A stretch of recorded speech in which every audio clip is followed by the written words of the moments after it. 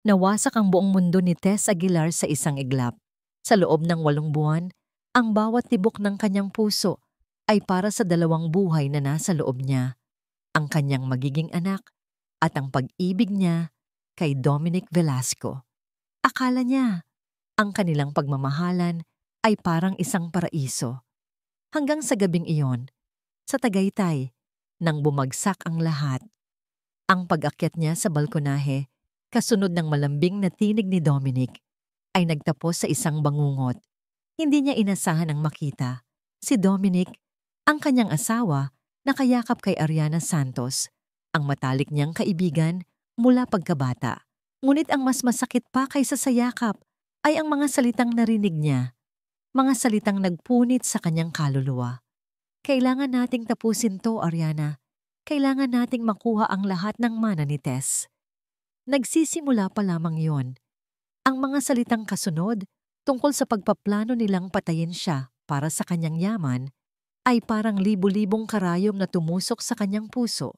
Pero puntis siya, Dominic, ani Ariana, na may bahid ng pag-aalinlangan sa tinig. Tumawa si Dominic, isang tawang malamig, walang kaluluwa. Mas madali. Malulunod siya sa depresyon, hindi ba? Lilitaw na suicide lang. Para siyang nilalamig sa loob, kahit pa mainit ang haplos ng hangin sa Tagaytay. Ang sakit ay mas matindi pa sa pisikal.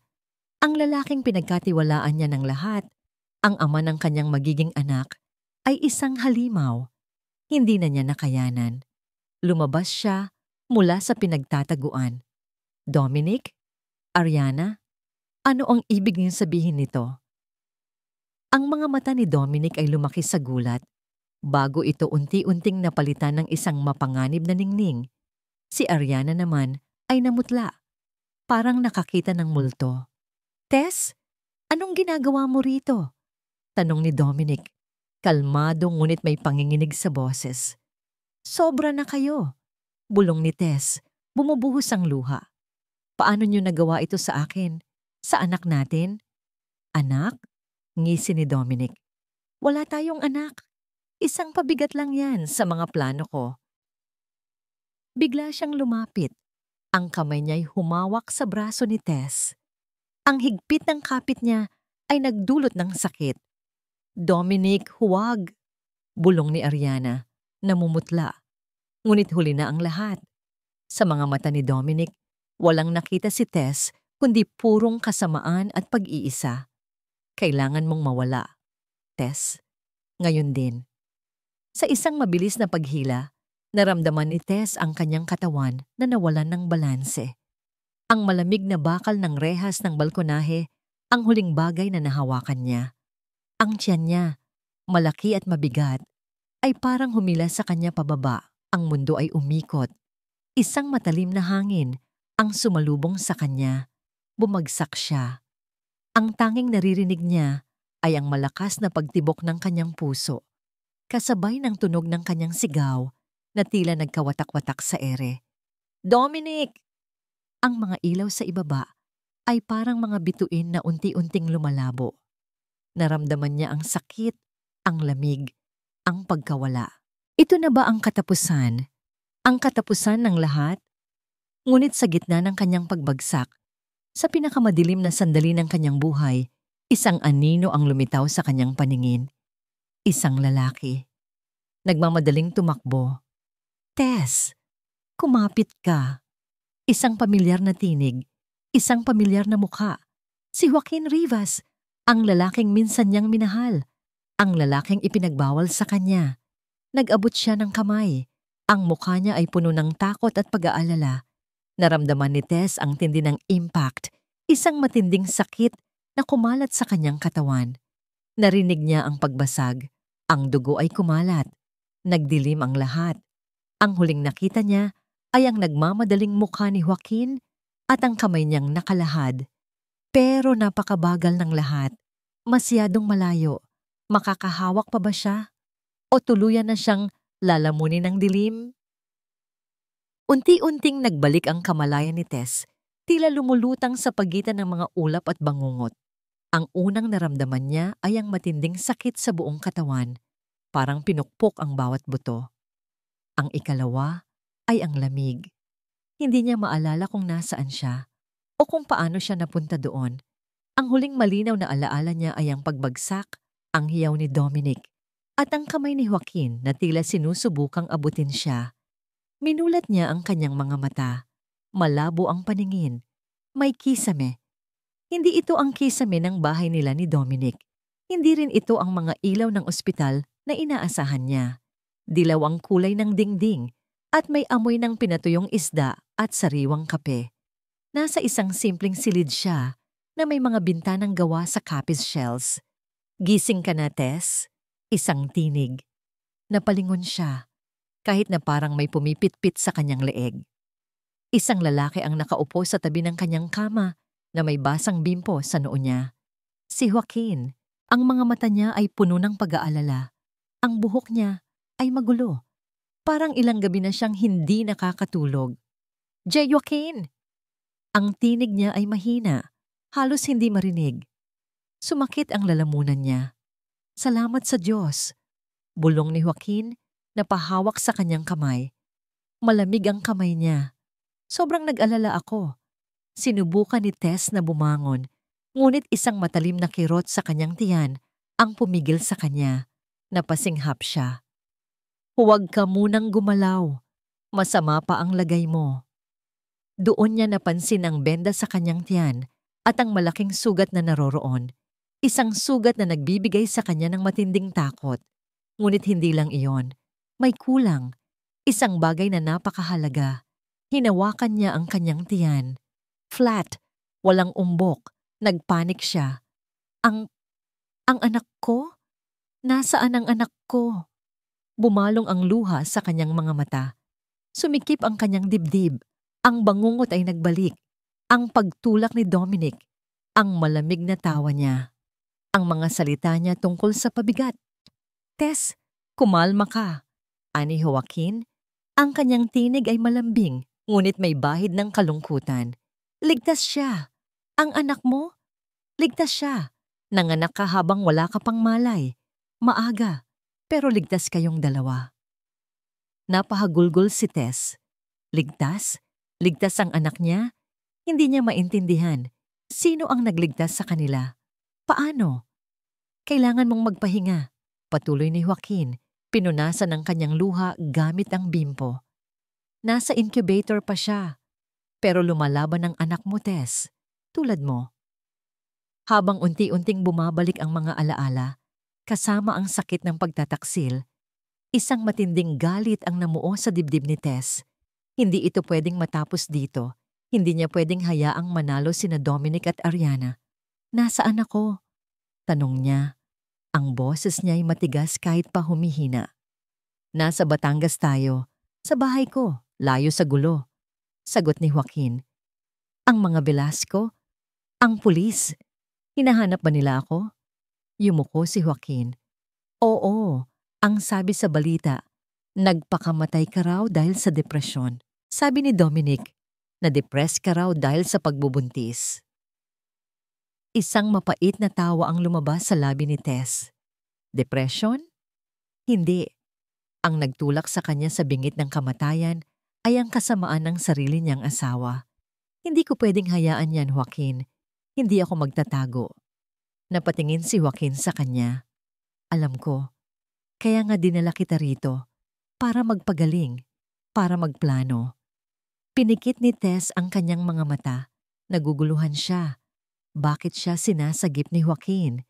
Bakit siya tinutulungan? Ang huling alaala niya kay Joaquin ay ang paglayo niya dahil sa pagtutol ng kanyang pamilya.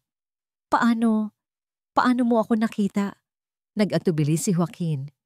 Hindi ako naniniwala na magpapakamatay ka. Kilala kita, Tess. May kakaiba sa balita. Kaya sinusundan ko sina Dominic. Nakita ko ang nangyari, pero huli na ako para mapigilan. May bahid ng pagsisisi sa tinig ni Joaquin. Ngunit ang katotohanan ay mas malalim pa. May alam si Joaquin na hindi pa niya pwedeng sabihin kay Tess. Ang katotohanan na matagal na niyang sinusundan sina Dominic dahil sa matinding pag-aalala sa kanya. Mula ngayon, Ani Tess, nakatingin sa labas ng bintana, kung saan tanaw niya ang malawak na dagat. Hindi na ako si Tess Aguilar. Patay na siya. Napalingon si Joaquin sa kanya. Ako si Maria, isang bagong tao. At babalik ako para bawiin ang lahat. Para sa akin. Para sa anak ko. Ang kanyang kamay ay marahang dumapos sa kanyang tiyan sa ibabaw ng benda. Ito na ang simula ng kanyang muling pagkabuhay. Hindi na siya ang biktima. Siya si Maria. At siya ang magdadala ng katarungan. Lumipas ang mga linggo, naging buwan. Ang mga sugat sa katawan ni Tess ay unti-unting naghihilom, ngunit ang mga sugat sa kanyang puso at isip ay mas malalim. Gabi-gabi, binabangungot siya. Nakikita niya ang mukha ni Dominic, ang malamig niyang ngiti, ang pagtulak na nagpakawala sa kanya sa kawalan. Naririnig niya ang tawa ni Ariana, ang mga salitang nagpunit sa kanyang pagkatao. Sa mga gabing iyon, si Joaquin ang kanyang angkla. Hindi siya umaalis sa tabi niya. Hinahaplos niya ang kanyang buhok, binubulungan siya ng mga salitang nagpapatahimik hanggang sa mahimbing siyang makatulog. Ang presensya ni Joaquin ay parang isang mainit na kumot na bumabalot sa kanyang malamig na kaluluwa. Ayos ka lang ba, Maria? Tanong ni Joaquin isang umaga habang nag-aalmusal sila. Tawag niya kay Tess ang Maria.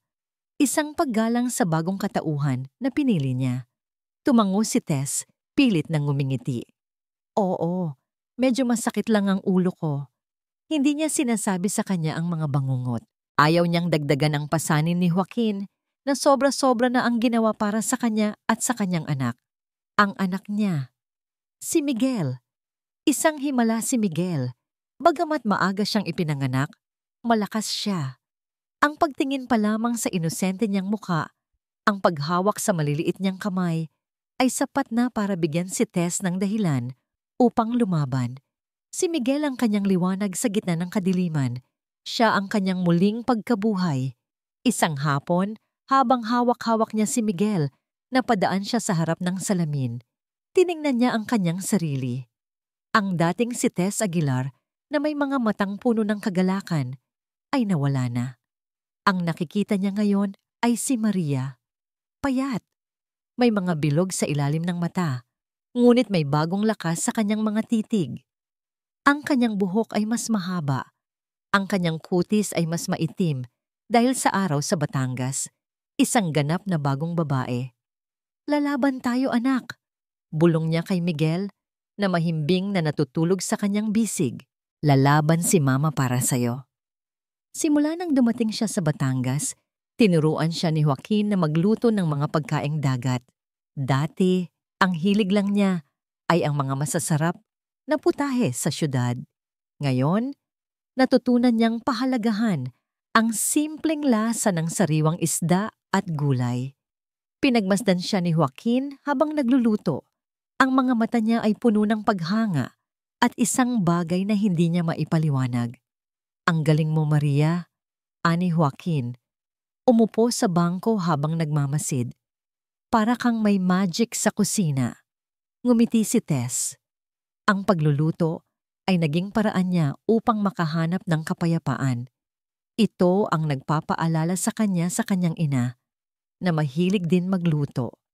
Isang bahagi ng buhay na akala niya ay nawala na.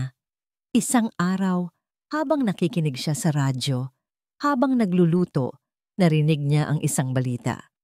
Ang pamilya Velasco patuloy ang pagpapalawak ng kanilang negosyo. At ang engagement ni Mr. Dominic Velasco at Miss Ariana Santos ay inaasahang magiging event of the year. Parang may malamig na tubig na ibinuhos sa kanyang ulo. Huminto ang lahat. Nagbalik ang sakit, ang galit. Ang pagmamahalan na kanilang pinaghirapan ay ginagawang isang selebrasyon ng pagtataksil ng dalawang taong sumira sa kanyang buhay. Nayanig ang kanyang mga kamay. Muntik nang mahulog ang kutsilyong hawak niya. Maria, ayos ka lang ba? Tanong ni Joaquin na nagmamadaling lumapit sa kanya. Pinatay ni Tess ang radyo. Ang kanyang hininga ay bumibilis. Ayos lang ako, ani niya. Ngunit ang kanyang boses ay nanginginig. Ang kanyang mga mata ay nanlilisik. Hindi na ito ang mga mata ng isang babaeng nagpapagaling. Ito ay mga mata ng isang mandirigma. Nakita ni Joaquin ang pagbabago sa kanyang mga mata. Alam niya na ang sugat ay muling nagdugo. Alam niya na ang apoy ng paghihiganti ay muling nagliliyab sa puso ni Tess. Gusto kong matuto pa, Joaquin, ani Tess, nakatingin sa labas ng bintana, sa dagat na walang hanggan. Gusto kong magsimula ng sarili kong negosyo. Gagawa ako ng sarili kong kapalaran. At sa tamang panahon, babalik ako. Si Joaquin, na nakatayo sa likod niya, ay marahang hinawakan ng kanyang balikat. Hindi niya kailangang magsalita. Alam niya ang ibig sabihin ng tingin ni Tess.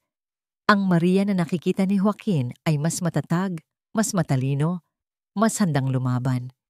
Ngunit sa ilalim ng lahat ng yon, alam niyang may pira-pirasong Tess Aguilar pa rin doon na kailangan niyang protektahan.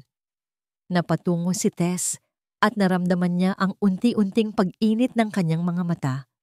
Isang butil ng luha ang pumatak sa kanyang kamay.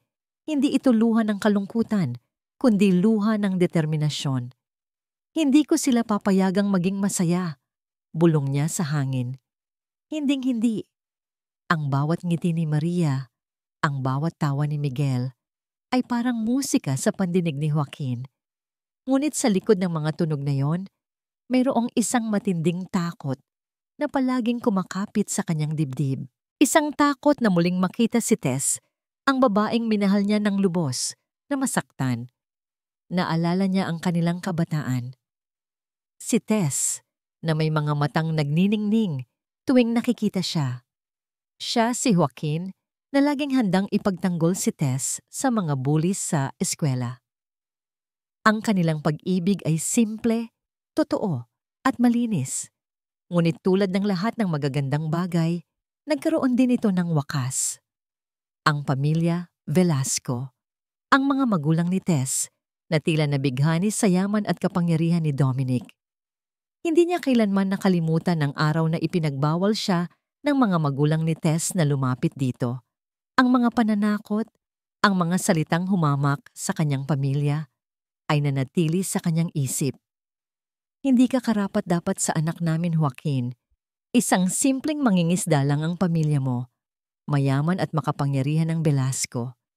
Nawasak ang puso ni Joaquin, hindi lamang dahil sa paghihiwalay nila ni Tess, kundi dahil sa sakit na nakita niya sa mga mata ng dalaga.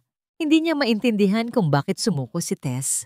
O sa totoo lang, ayaw niyang maniwala na sumuko ito sa kanya. Manhid ka ba? Tanong niya sa sarili, habang nakatingin sa natutulog na si Tess at Miguel. Dapat ay nilabanan mo siya noon. Ngunit ngayon, may pagkakataon siyang bumawi. Hindi aksidente ang pagkakasalba niya kay Tess. Hindi ito tadhana lamang. Matagal na niyang sinusundan si Dominic. Mula nang magpakasal ito kay Tess, may kakaiba na siyang nararamdaman. Ang mga ngiti ni Dominic ay hindi umaabot sa kanyang mga mata. Ang sobrang yaman ng mga Velasco ay parang nagtatago ng isang dilim. Nagsimula ang lahat nang makarinig siya ng bulungan mula sa isang trabahador ng pamilya Velasco. Isang matandang katiwala na minsang naging mabait sa kanya ang nagbanggit na may kakaibang kinikilos si Dominic. May kinalaman daw ito sa mana. Hindi na siya nagdalawang isip. Sinimulan niyang obserbahan si Dominic. Nalaman niya ang pagtataksil nito kay Tess kasama si Ariana. Narinig niya ang mga usapan nila tungkol sa pagkuha ng mana ni Tess. At ang pinakamasakit sa lahat, ang plano nilang patayin si Tess at palabasin itong suicide. Isang gabi, bago ang insidente sa Tagaytay, naroroon siya sa labas ng mansyon ng mga Velasco. Narinig niya ang kanilang pag-uusap, ang pagpunta nila sa Tagaytay, ang plano. Nagmadali siyang sumunod. Hindi niya kailanman kalilimutan ang pagbagsak ni Tess, ang sigaw ng dalaga, ang pangalan ni Dominic na binitawan nito ay parang musika ng kamatayan. Tumakbo siya, nagmamadali. Ang puso niya ay parang babasagin. Nang makita niya si Tess na nakalutang sa tubig, walang buhay, Akala niya ay huli na ang lahat. Ngunit may pamilyar na tibok ang naramdaman niya sa pulso nito. Mahina, pero naroon pa. At ang bahagyang paggalaw sa tiyan nito. Mabubuhay ka, Tess. Huwag kang susuko. Bulong niya habang buong lakas na iniahon si Tess sa tubig. Ang pagmamadali niyang dalhin ito sa pinakamalapit na paggamutan sa Batangas, ang paghahanap ng pinakamagaling na doktor, ang pag-aalala sa bawat sandali. Ang mga Velasco ay may koneksyon sa pulis at media. Alam ni Joaquin na hindi nila makukuha ang katarungan sa legal na paraan, kaya't pinili niyang ilihim ang pagkabuhay ni Tess. Ang bawat pahayag sa balita tungkol sa depression at suicide ay nagpapakulo ng kanyang dugo. Ngayon, nakikita niya kung gaano kalakas si Maria, kung paano ito lumalaban. Ngunit ang bawat tingin ni Tess na may paghihiganti ay nagpapakaba sa kanya. Ayaw niyang balutin ng galit ang puso ni Tess. Isang araw, habang nasa labas siya at nag-aayos ng bangka, narinig niya ang tawanan ni Maria at Miguel. Napangiti siya. Ito ang gusto niya para kay Tess. Kapayapaan, kaligayahan. Ngunit alam niyang hindi ito magiging ganap hanggat hindi nakukuha ni Tess ang hustisya. Joaquin? Napalingon siya. Si Tess, nakatayo sa likod niya, may hawak na kape. Malalim ang iniisip mo. Ani Tess, nakatingin sa kanya. Wala lang, sagot niya. Pilit nang ngumingiti. Ayaw niyang ipaalam kay Tess ang lahat ng kanyang nalalaman, ang lahat ng kanyang ginawa. Hindi pa. Hindi pa oras. Hinawakan ni Tess ang kamay niya. Salamat, Joaquin. Sa lahat. Naramdaman ni Joaquin ang init ng palad ni Tess. Gusto niyang sabihin sa kanya ang lahat ng kanyang pagmamahal, ang lahat ng kanyang mga lihim. Ngunit bago niya magawa, nakita niya ang tingin ni Tess na nakatuon sa dagat. Ang mga mata nito ay puno ng pag-asa, ngunit may bahid pa rin ng puot. Gusto kong ipaghiganti ang sarili ko. Bulong ni Tess na tila nakikipag-usap sa dagat. Kailangan kong gawin ito. Niyakap ni Joaquin si Tess mula sa likod. Hinayaan siyang sumandal sa kanya. Hindi siya magpapabaya, hindi na. Hindi niya hahayaang masaktan muli si Tess. Sa loob ng 2 taon, ang bahay ni Joaquin sa Batangas ay naging kanlungan ni Tess. Ang amoy ng sariwang hangin at alat ng dagat ay pumalit sa mabangong pabango ng syudad. Ang tahimik na buhay ay nagbigay daan sa paghilom, ngunit hindi sa paglimot. Sa bawat araw, lumalaki si Miguel. Lumalaki rin ang pagmamahal ni Tess para sa kanya. Siya ang kanyang inspirasyon. Siya ang dahilan kung bakit kailangan niyang maging matatag. Sa bawat ngiti ni Miguel, nawawala ang bigat sa kanyang puso, kahit papanandalian. Dahil sa pagtuturo ni Joaquin at sa kanyang sariling determinasyon, umusbong ang Maria's Kitchen. Nagsimula ito sa mga simpleng benta ng lutong bahay sa mga kapitbahay, hanggang sa lumawak ang listahan ng kanyang mga kliyente. Ang kanyang mga specialty sa pagkaing dagat ay naging usap-usapan sa buong barangay. Masarap talaga ang sinigang na hipon mo, Maria. Puri ng isang matandang kapitbahay habang hawak ang isang Tupperware. Ngumiti si Tess. Salamat po, Aling Nena. Masarap po kasi ang mga sangkap natin dito. Ang pagluluto ay naging outlet niya. Sa bawat paghiwa, paggisa at pagtikim, nakakalimutan niya ang kanyang nakaraan, kahit sandali lang. Ngunit ang muling pagbuhay ng kanyang talento ay hindi lamang para sa paglimot. Ito ay para sa pagbuo ng isang bagay na kanya, isang bagay na magiging pundasyon niya sa kanyang muling pagbangon. Kailangan mong palakihin pa yan, Maria, ani Joaquin isang gabi. Habang nagtatalakay sila tungkol sa mga order. Marami nang pumipila para sa pagkain mo. Natuwa si Tess. Sa tingin mo? Oo naman, sagot ni Joaquin. Ang mga mata niya ay puno ng paghanga. Ang galing-galing mo. Sa paglipas ng panahon, lalong lumalim ang ugnayan ni Tess at Joaquin. Hindi na lamang ito utang na loob. Mayroong isang tahimik na pag-ibig na namumuo sa pagitan nila. Isang pag-ibig na hindi nangangailangan ng mga salita. Ang kanyang presensya ay nagbibigay ng kapayapaan kay Tess. Ang kanyang pag-aalaga, ang kanyang pasensya, ay nagpaparamdam sa kanya na siya ay pinahahalagahan. Isang hapon, habang naglilinis ng kusina, may nakita si Tess na lumang dyaryo na naiwan ng isang customer. Balita tungkol sa ekonomiya, mga lokal na kaganapan, ngunit ang isang artikulo ay umagaw sa kanyang pansin, isang litrato. Si Dominic Velasco at Ariana Santos, nakangiti, magkasama sa isang social event. Ang caption, ang magkasintahang Velasco Santos patuloy sa pagpapalawak ng kanilang imperyo. Ang kutsilyong hawak niya ay muntik ng mahulog. Parang isang malamig na kamay ang humawak sa kanyang puso. Ang lahat ng paghilom, ang lahat ng kapayapaan na kanyang naramdaman ay tila naglaho sa isang iglap. Nagbalik ang galit, ang sakit. Sila, masaya. Sila, yumayaman. Habang siya, muntik nang mamatay at nagtatago sa isang liblib na lugar, nilukot ni Tess ang dyaryo. Ang kanyang mga mata ay nanlilisik, puno ng apoy. Hindi, bulong niya. Hindi ko hahayaang manalo kayo. Mula noon, hindi na lamang pagluluto ang pinagkakaabalahan ni Tess. Nagsimula siyang mag-research, palihim. Ginamit niya ang lumang laptop ni Joaquin, hinahanap ang bawat balita, bawat impormasyon tungkol sa pamilya Velasco. Ang kanilang mga negosyo, ang kanilang mga social events, ang kanilang mga koneksyon. Nakita niya ang mga litrato ni na Dominic at Ariana na tila walang pinagsisihan.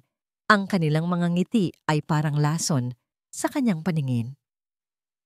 Isang gabi, habang nag-aayos ng mga dokumento si Joaquin, nakita niya si Tess na nakatutok sa laptop. Ang muka ay seryoso. Anong ginagawa mo? Tanong niya. Nagulat si Tess at mabilis na isinara ang laptop. Wala. Tinitingnan ko lang ang mga recipes sa internet. Ngumiti si Joaquin. Alam niyang hindi ito ang buong katotohanan. Nakikita niya ang galit sa mga mata ni Tess, ang determinasyong muling lumiyab. Alam niyang hindi matutulog ang apoy ng paghihiganti. Maria, ani Joaquin, umupo sa tabi niya. Kung ano man ang plano mo, nandito ako. Hindi kita pababayaan. Hinawakan ni Tess ang kamay ni Joaquin. Ang kanyang mga mata ay puno ng pasasalamat.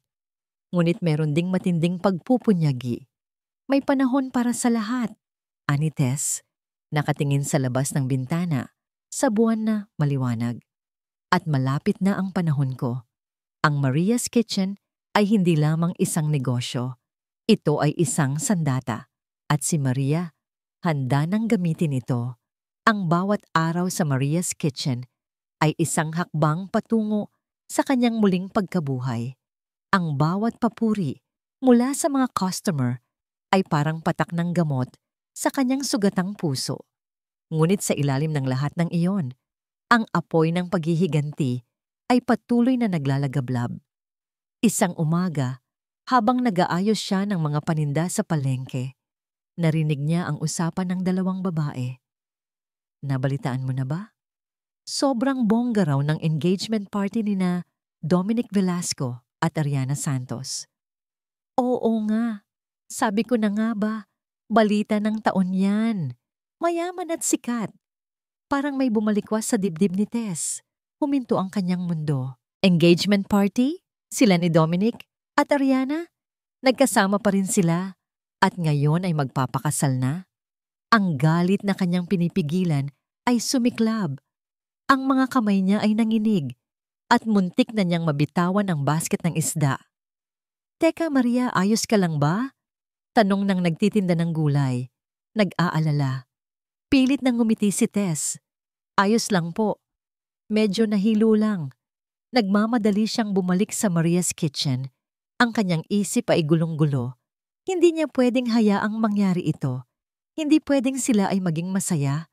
Habang siya ay nagtatago at nagdusa, kailangan niyang kumpirmahin. Kailangan niyang malaman ang buong detalye. Sa kanyang pagdating sa bahay, agad niyang binuksan ang laptop ni Joaquin.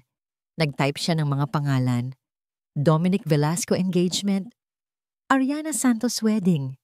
Bumulaga sa kanya ang mga balita, mga litrato, mga detalye, isang engranding engagement party na gaganapin sa isang prestigious na hotel sa Manila.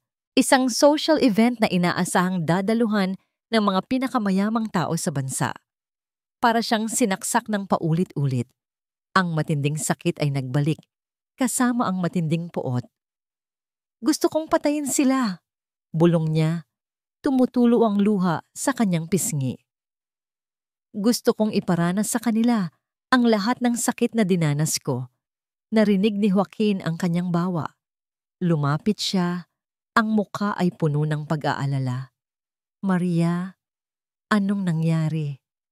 Joaquin, sigaw ni Tess, umiiyak.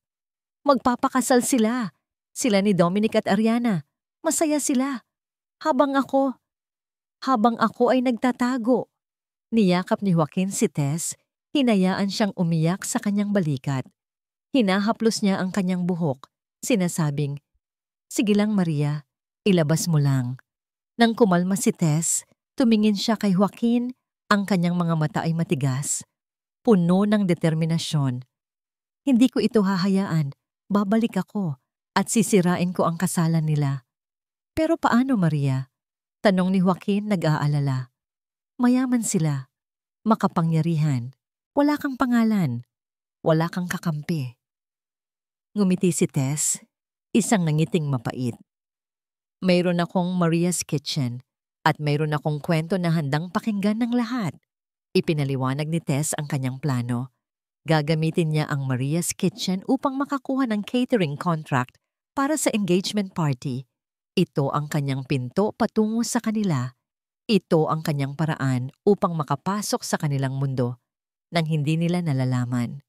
Nagulat si Joaquin. "Pero delikado yan, Maria. Paano kung makilala kanila?" "Kailangan kong gawin ito, Joaquin." Ani Tess, ang kanyang tinig ay matatag. "Para kay Miguel, para sa katarungan." Nakita ni Joaquin ang apoy sa mga mata ni Tess. Alam niyang walang makakapigil sa kanya. Hindi ito ang Tess na sumuko noon. Ito si Maria, isang babaeng may misyon. "Tutulungan kita," ani Joaquin. May desisyon sa kanyang tinig. "Pero kailangan nating maging maingat." Mula noon, nagbago ang lahat sa Maria's Kitchen. Hindi na lamang ito tungkol sa pagluluto ng masarap na pagkain. Ito ay naging isang intelligence hub.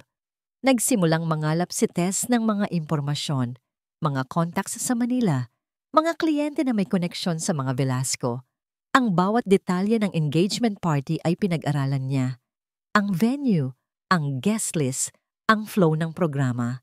Nagsimula siyang mag-conceptualize ng isang espesyal na menu. Isang menu na may isang signature dessert na magiging sentro ng kanyang plano. Isang gabi, habang nag-eensayo siya sa kusina, nakatingin sa kanyang refleksyon sa baso ng alak. Nakita niya ang isang babae na may matinding galit sa puso, ngunit mayroon ding matinding pag-asa. Hinawakan niya ang isang itim na lace na belo na natagpuan niya sa lumang baul. Dahan-dahan niyang inilagay ito sa kanyang muka. "Hindi na ikaw ang Tess Aguilar na kilala nila," bulong niya sa sarili. "Ako si Maria, at babalik ako para tapusin ang sinimulan nila." Ang bawat hakbang, bawat plano ay puno ng peligro. Ngunit handa si Tess. Handa siyang harapin ang lahat basta't makamit niya ang katarungan na matagal nang ipinagkait sa kanya. Nagmamadali ang bawat oras, bawat araw. Ang buong Maria's Kitchen ay abala sa paghahanda para sa pinakamalaking catering event nito, ang engagement party ni na Dominic Velasco at Ariana Santos. Ang bawat sandali ay puno ng tensyon at excitement, ngunit para kay Tess, bawat paghahanda ay isang hakbang patungo sa kanyang muling pagkabuhay at paghihiganti. "Maria, kailangan pa ba natin ng dagdag na tauhan?" Tanong ni Aling Nena, ang kanyang pinagkakatiwalaang katuwang sa kusina. "Hindi na, Aling Nena. Sapat na tayo," sagot ni Tess, abala sa pag-inspect ng mga sangkap. Ang importante, Perpekto ang lahat ng ihahain natin. Ang kanyang puso ay humahampas ng malakas. Ang takot ay naroon, ang kaba ay naroon. Ngunit mas matindi ang determinasyon.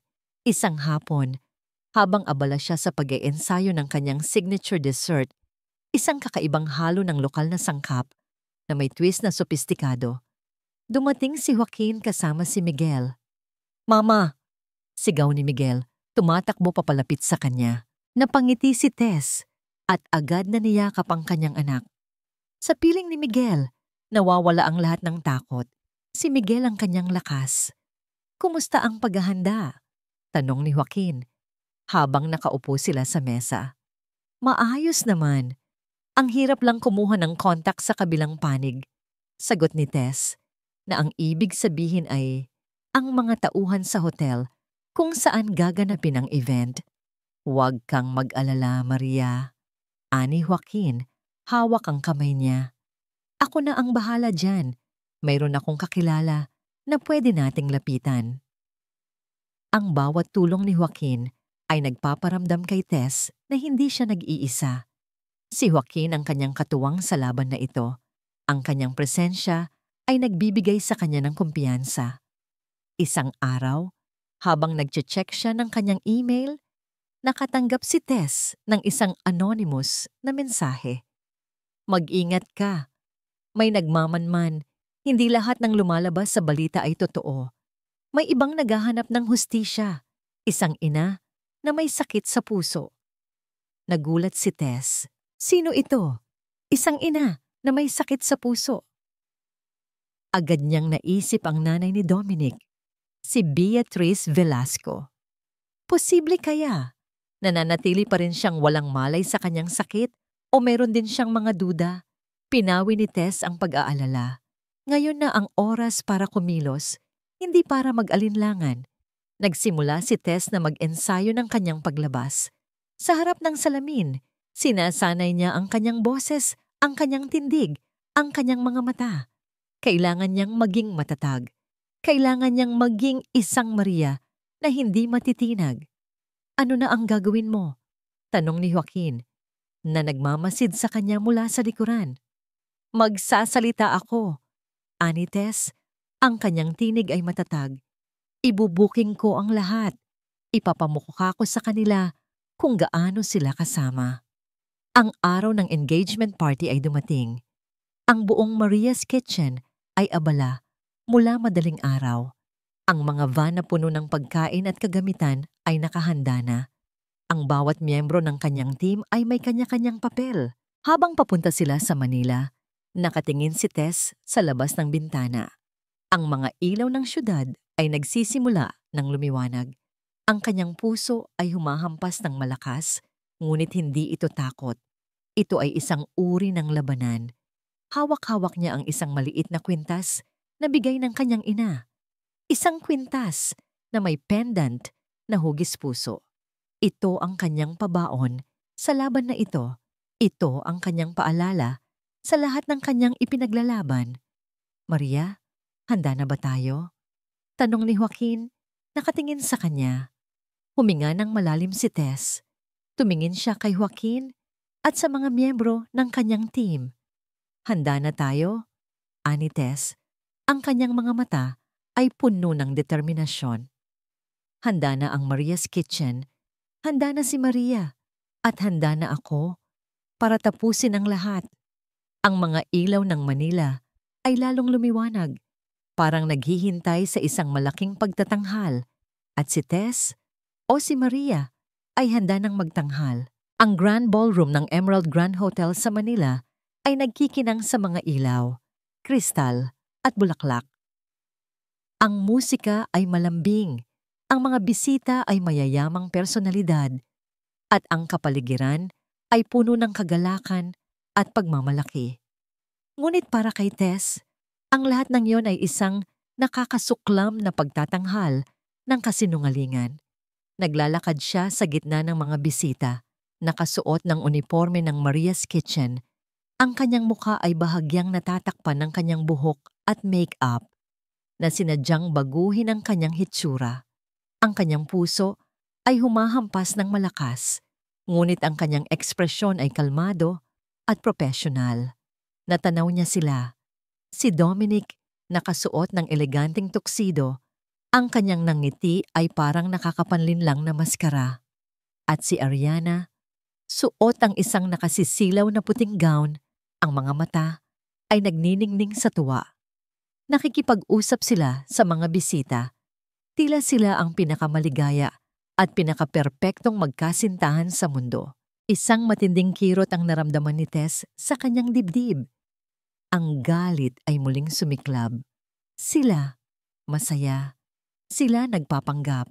Habang siya, nakatayo sa likod, nagtatago, ngunit handang sumugod. Maria, nasaan ang dessert station? Tanong ni Joaquin sa kanyang earpiece. Kasama niya sa labas, naka-standby. Malapit na, bulong ni Tess. Inutusan niya ang kanyang mga tauhan na ihanda ang signature dessert na inihanda niya. Ito ang kanyang sandata. Habang naglalakad siya patungo sa dessert station, dumaan siya sa tabi ng isang grupo ng mga matatandang babae na nagbubulungan. Sayang talaga si Tess Aguilar. Ang ganda-ganda pa naman. Kung hindi lang siguro na-depress, sabi ng isa. Oo nga, pero tingnan mo si Dominic, mabilis nakahanap ng bago. At ang ganda pa rin ni Ariana. Bagay na bagay sila. Sagot ng isa pa. Napayukom ang kamao ni Tess. Gusto niyang sumigaw. Gusto niyang sabihin sa kanila ang katotohanan, ngunit hindi pa oras. Nang makarating siya sa dessert station, inilatag niya ang kanyang mga gawa. Ang mga dessert ay hindi lamang masarap, kundi bawat isa ay may kwento. Isang kwento ng pagtataksil, ng pagmamahal na nawasak, ng paghihiganti. Habang abala siya sa pag-aayos, isang matandang babae ang lumapit sa kanya. Matikas ang tindig. Ang kanyang mga mata ay matalim.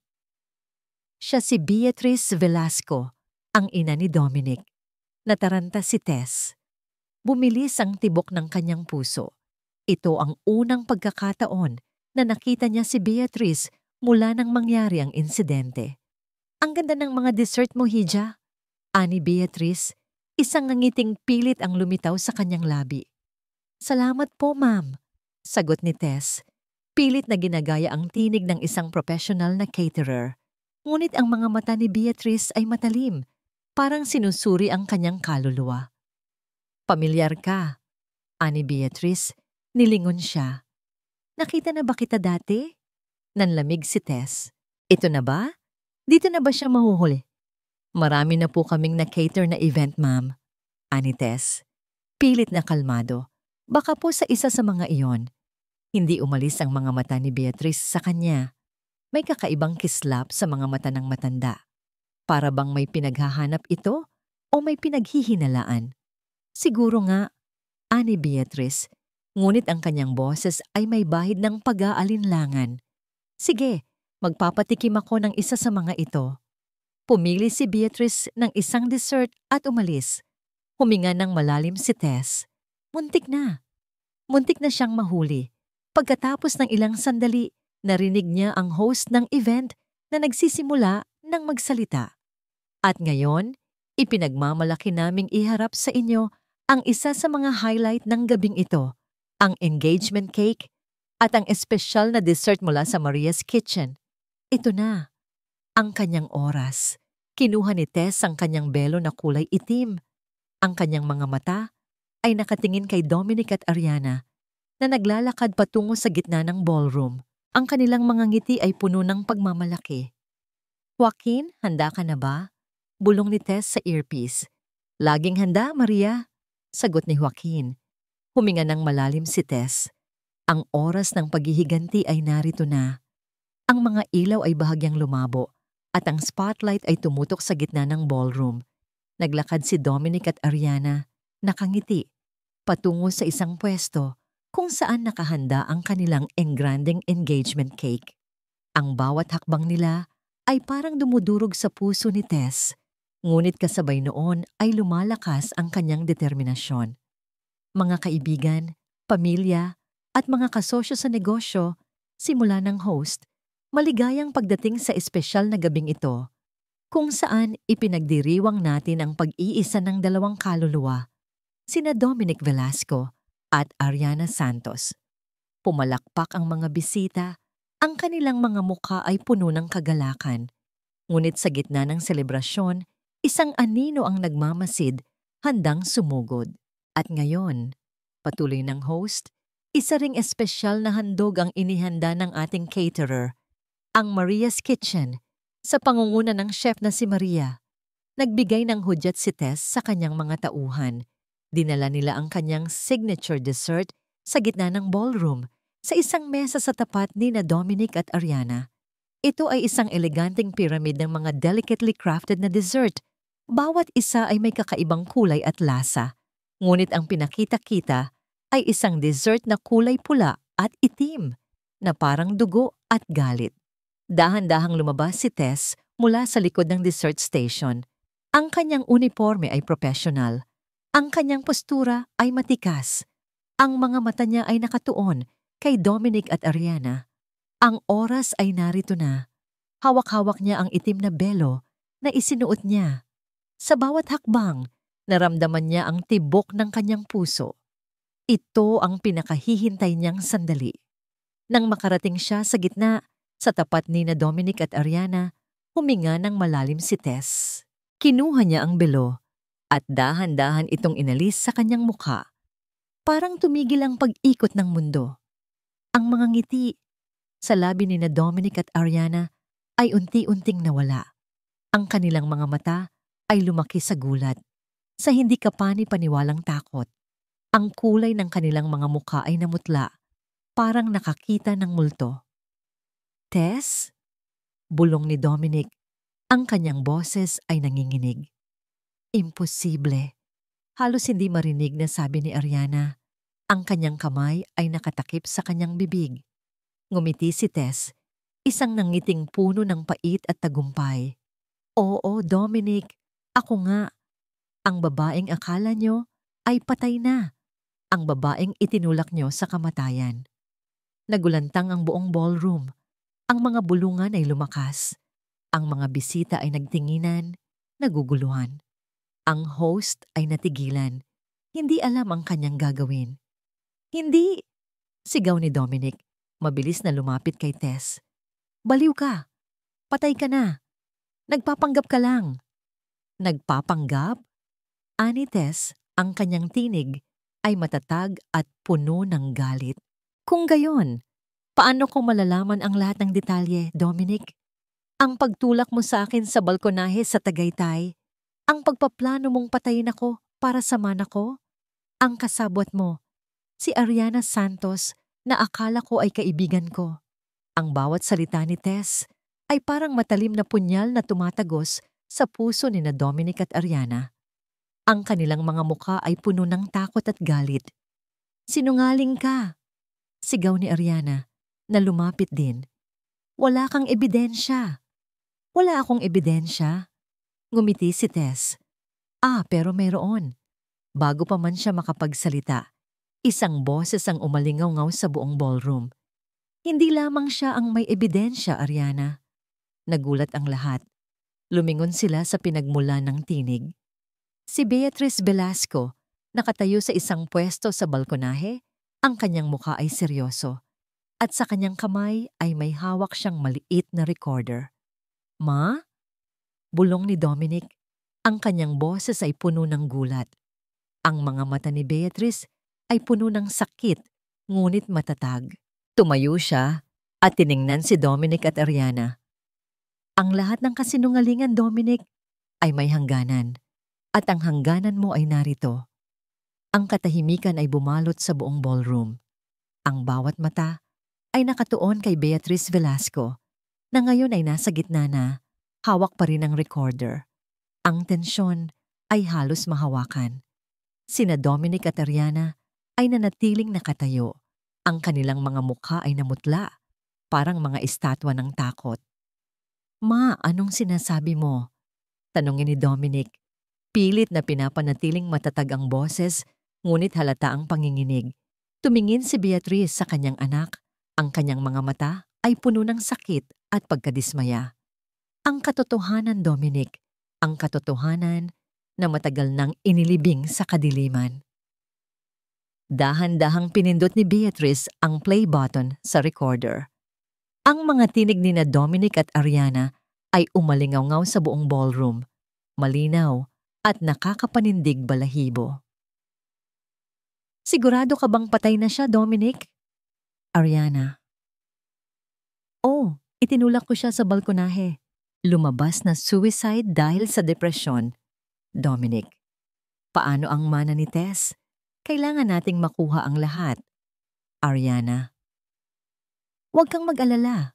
Ang mga pulis ay nasa bulsa natin. Walang makakapagduda. Ang pamilya Velasco ay makapangyarihan. Dominic. Pero paano kung may makakita? Ariana. Walang makakakita. Perfect ang plano. Ang mahalaga, tayo ang magiging pinakamayaman. Dominic. Ang bawat salita ay parang suntok sa sikmura ng mga bisita. Ang mga bulungan ay lumakas, napalitan ng mga sigawan ng pagkabigla at galit. Ang mga mata ng lahat ay nakatuon kay Dominic at Ariana, na ngayon ay nanginginig na sa takot. Si Dominic ay nagtatangkang lumapit kay Beatrice. Ang kanyang mukha ay puno ng galit. Ma, ano ang ginagawa mo? Bakit mo to ginagawa sa akin? Ngunit pinigilan siya ng isang security guard na mabilis na lumapit. Tumingin si Beatrice kay Tess. Ang kanyang mga mata ay puno ng luha.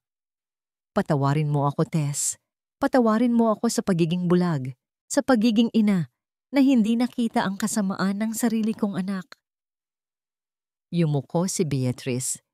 Isang tanda ng tunay na pagsisisi. Ako ang naghukay ng mga ebidensya.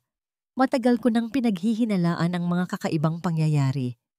Ang pagkawala mo, ang mabilis na paglipat ng mana, ang pagiging masaya ni Dominic sa kabila ng sinasabing depression mo. Hindi ko pinaniwalaan ang mga balita. Lumapit si Beatrice kay Tess at ibinigay ang recorder. Ito ang lahat ng ebidensya, ang lahat ng katotohanan. Gamitin mo ito, Tess, para makamit ang hustisya. Biglang umalingaw-ngaw ang sirena ng pulis sa labas ng hotel. Anong nangyayari? Sigaw ng isang bisita. Pumasok ang mga pulis sa ballroom at agad na lumapit kay Dominic at Ariana. May hawak silang warrant of arrest. Mr. Dominic Velasco, Miss Ariana Santos, kayo po ay inaaresto dahil sa kasong attempted murder at fraud. Ani ng isang opisyal ng pulis.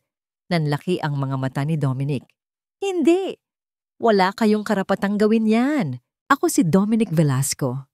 May sapat kaming ebidensya, Mr. Velasco, sabi ng pulis. Sinubukan ni Ariana na tumakbo, ngunit mabilis siyang nahuli ng isa pang pulis. Hindi! Hindi mangyayari to! Sigaw ni Ariana. Umiiyak. Hinarap ni Dominic si Tess. Ang kanyang mga mata ay puno ng matinding galit at paghihiganti. Hindi pa tapos to, Tess. Hinding-hindi. Ngunit hindi na siya pinansin ni Tess. Ang kanyang mga mata ay nakatuon kay Beatrice, na ngayon ay lumuluha na rin. Ang mga pulis ay inilabas sina Dominic at Ariana sa ballroom sa gitna ng pagkabigla at pagkadismaya ng mga bisita. Ang kanilang engrandeng engagement party ay naging isang eksena ng pagdakip. Si Tess o si Maria ay nanatiling nakatayo. Sa wakas, pagkatapos ng mahabang panahon ng paghihirap, naroon na ang katarungan. Ngunit ang kanyang puso ay nanatili pa ring may sugat. Tumingin si Tess sa recorder sa kanyang kamay. Ang mga boses ni na Dominic at Ariana ay parang multo sa kanyang isip. Ang katarungan ay nakamit na, ngunit ang paghilom ay nagsisimula pa lamang. Pagkatapos ng gabi sa Emerald Grand Hotel, kung saan nabunyag ang lahat, ang buhay ni Tess ay nagbago muli. Ang balita tungkol sa pag-aresto kina Dominic Velasco at Ariana Santos ay kumalat na parang apoy. Ang kanyang kwento, ang kwento ni Tess Aguilar na inakala nilang patay, ay naging headline. Siya ang bida sa isang modernong trahedya na nagtapos sa katarungan.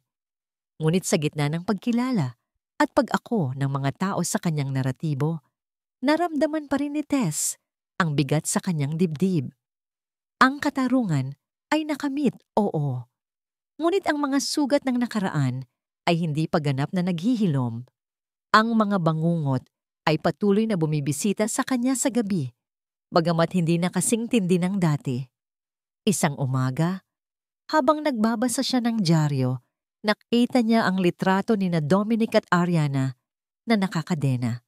Hindi niya naramdaman ang inaasahan niyang saya. Sa halip, isang malalim na kalungkutan ang pumalit. Kalungkutan para sa buhay na nawala, para sa pagkakaibigan na nasira, at para sa pag-ibig na naging lason.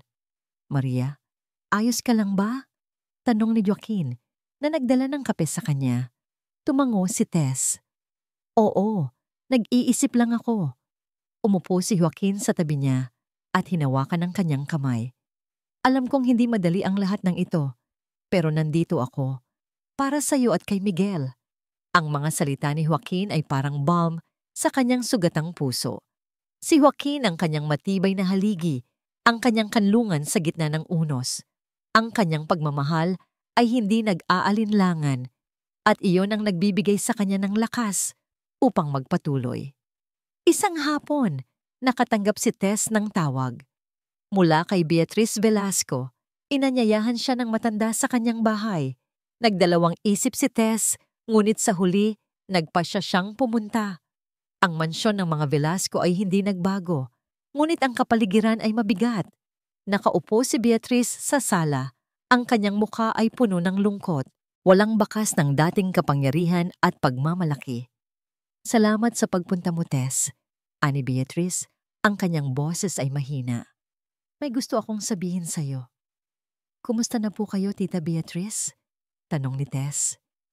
Bumalong ang luha sa mga mata ni Beatrice. Hindi ako maayos, Tess. Ang aking anak. Ang aking sariling dugo.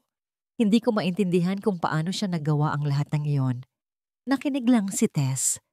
Ang pakiramdam ko ay nagkasala ako, Tess.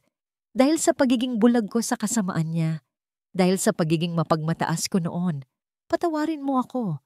Lumapit si Tess kay Beatrice at dahan-dahang hinawakan ang kanyang kamay. Hindi mo po kasalanan, tita. Hindi mo po alam. Alam ko, Tess. Ani Beatrice, umiling.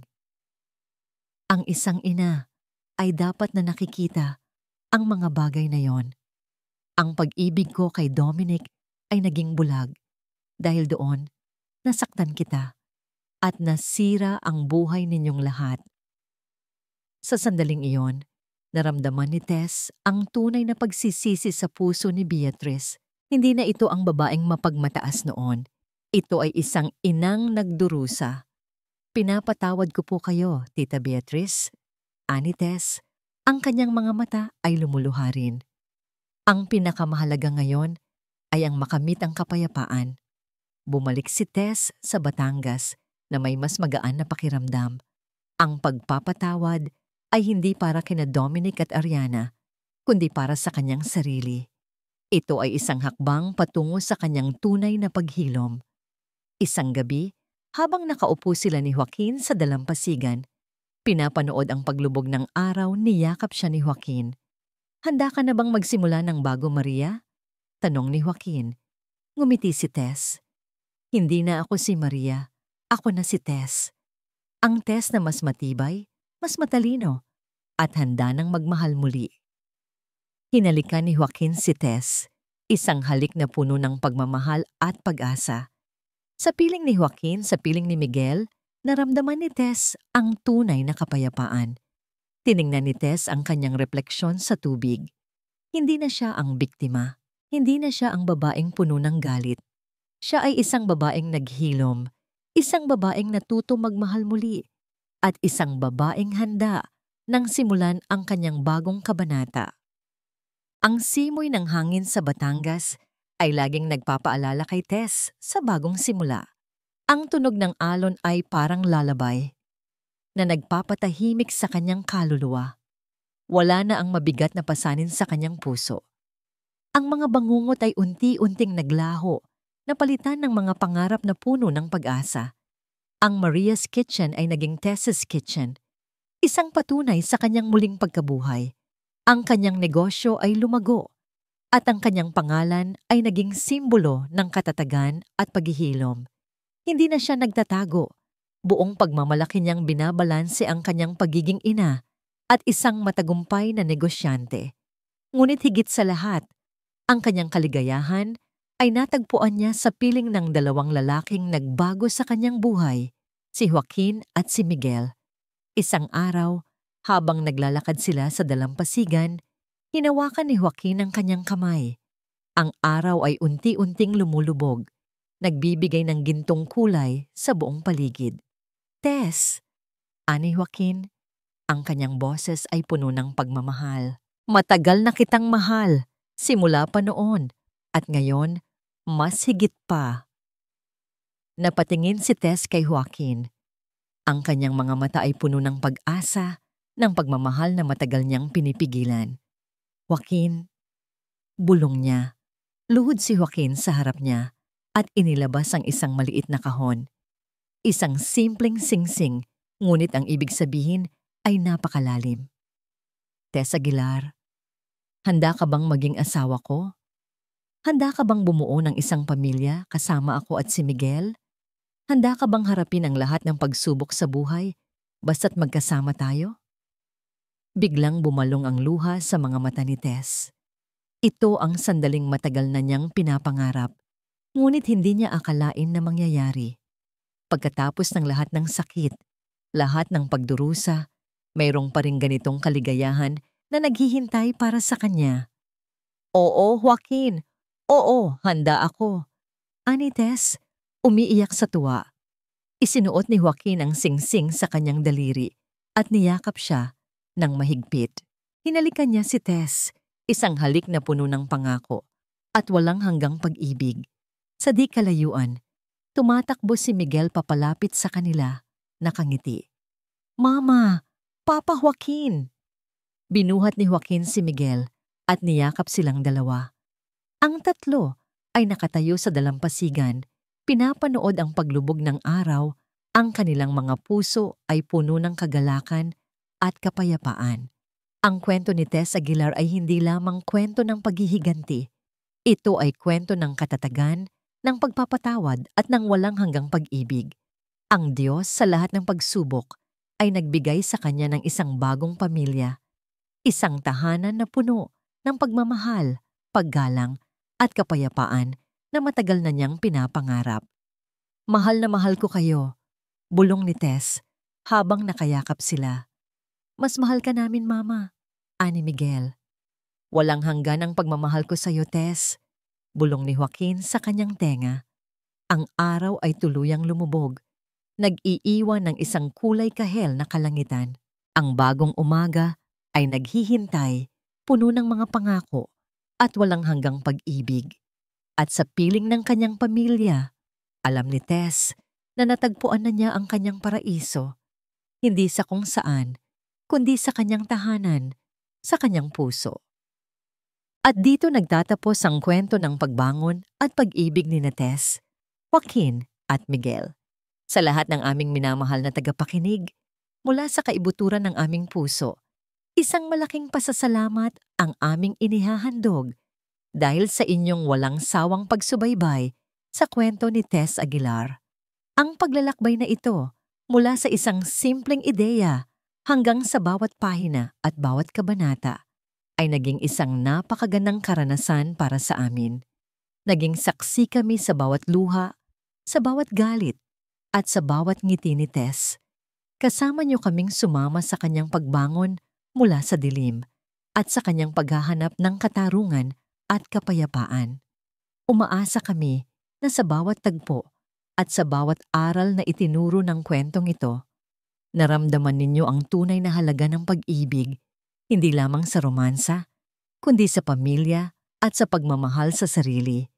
Naway nakita ninyo ang lakas ng pagpapatawad, hindi para sa taong nagkasala, kundi para sa ating sariling kalayaan. At higit sa lahat, ang walang katapusang pag-asa na kahit gaano man kadilim ang ating pinagdadaanan, laging may bagong umaga na naghihintay. Ngayon, Natapos na ang paglalakbay ni Tess, Joaquin, at Miguel. Ngunit ang kanilang kwento ay patuloy na mabubuhay sa ating mga puso. Ibahagi ninyo sa amin ang inyong mga saloobin, ang inyong mga paboritong sandali at ang mga aral na inyong napulot. Anong pakiramdam ninyo sa pagtatapos na ito? Muli, maraming salamat sa inyong lahat. Hanggang sa muli nating pagkikita sa panibagong kwento ng pag-asa at pag-ibig.